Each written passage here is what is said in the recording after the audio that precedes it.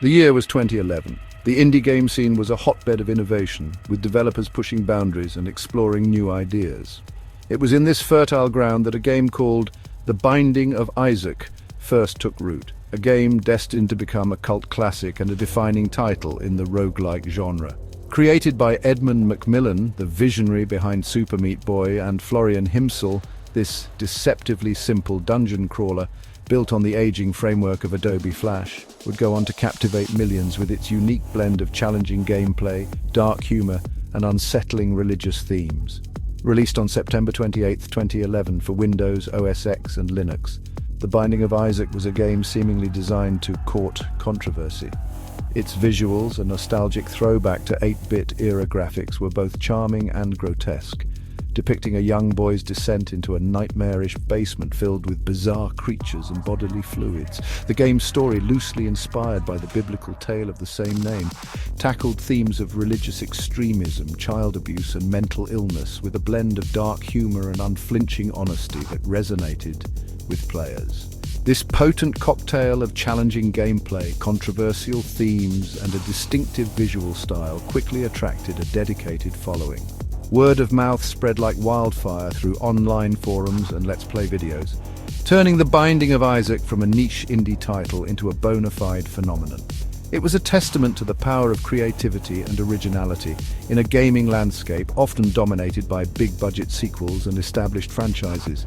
Little did anyone know at the time, however, that this was just the beginning of Isaac's journey. The game's success was all the more remarkable given its humble origins. Developed in a mere week during a game jam, The Binding of Isaac was initially conceived as a low-stress project for Macmillan, a way for him to experiment with new ideas and explore personal themes close to his heart. However, the game quickly spiraled into something much larger and more ambitious than he could have ever imagined. It was a testament to the creative spark that can ignite when talented individuals are given the freedom to experiment and push the boundaries of their craft. At its core, The Binding of Isaac is a dungeon crawler with roguelike elements. Players control Isaac, a naked and terrified child, as he navigates a series of procedurally generated rooms filled with enemies, obstacles, and power-ups. Isaac's only weapon? His tears, which he fires from his eyes with alarming frequency. These tears, initially weak and pathetic, can be upgraded through the acquisition of various items scattered throughout the dungeon, transforming Isaac from a sobbing mess into a force to be reckoned with. The game's roguelike DNA is evident in its emphasis on permadeath. Each run through the dungeon is unique, with a different layout, enemy placement, and item drops.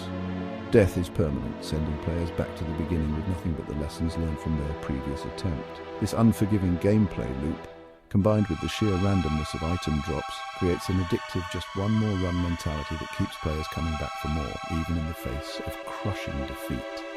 However, The Binding of Isaac is more than just a challenging dungeon crawler. It's a game that delves into dark and often uncomfortable territory, exploring themes of religious extremism, child abuse, and mental illness with a blend of dark humor and unsettling imagery. The game's story, told through cryptic cutscenes and environmental storytelling, is open to interpretation, but at its heart lies a deeply personal exploration of trauma, guilt, and the search for redemption. This willingness to tackle difficult subjects, coupled with its addictive gameplay and distinctive art style, is what ultimately elevated The Binding of Isaac above its peers. It wasn't afraid to make players uncomfortable, to challenge their perceptions, and to spark conversations about difficult topics. It was a game that stayed with players long after they put down the controller, its imagery and themes lingering in the back of their minds like a half-remembered nightmare. The genesis of The Binding of Isaac can be traced back to a game jam, a pressure cooker of creativity where developers are challenged to create a game from scratch within a limited time frame.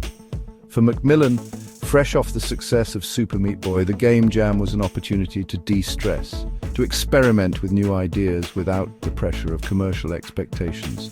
Inspired by the original The Legend of Zelda and fueled by his own complex relationship with religion, Macmillan set out to create a dungeon crawler that was both challenging and deeply personal. He envisioned a game that would explore the darker side of faith, the dangers of religious extremism, and the psychological toll of abuse, all wrapped up in a deceptively simple package of pixel art and roguelike gameplay. Working alongside programmer Florian Himsel, Macmillan poured his heart and soul into the project. The game's development was a whirlwind, fueled by late nights, copious amounts of coffee, and the sheer exhilaration of bringing their vision to life. Within a week, they had a working prototype, a testament to their talent and the power of focused creativity. Despite its humble beginnings, The Binding of Isaac possessed a certain spark, a unique blend of gameplay and thematic depth that set it apart from other Game Jam creations. Macmillan, sensing the game's potential, decided to continue development, polishing its mechanics, expanding its content, and refining its vision. Little did he know that this Game Jam project would soon evolve into something far greater than he could have ever imagined. In this chapter, we delve deeper into the twisted and intricate layers of Isaac's torment. The game doesn't just stop at surface-level horror. It plunges you into a labyrinth of psychological and emotional challenges. Each layer reveals more about Isaac's fears, his regrets, and the haunting memories that shape his nightmarish reality. It's a journey that tests not just your skills, but also your resilience and understanding of the human psyche. So brace yourself as we explore the expanding depths of Isaac's despair. The Binding of Isaac wasn't without its share of controversy. Its dark themes and religious symbolism sparked debates across the gaming community. But, it was this very controversy that brought the game into the spotlight, making it a pivotal moment in indie gaming history. It challenged the norms and proved that indie games could tackle complex, mature themes. With the decline of Flash, The Binding of Isaac needed a new home. Enter The Binding of Isaac Rebirth. This remake not only preserved the original's charm, but also expanded on it with new content, improved mechanics, and a fresh art style. It was a rebirth in every sense, breathing new life into Isaac's world and ensuring its legacy for years to come. The Binding of Isaac has left an indelible mark on the gaming world.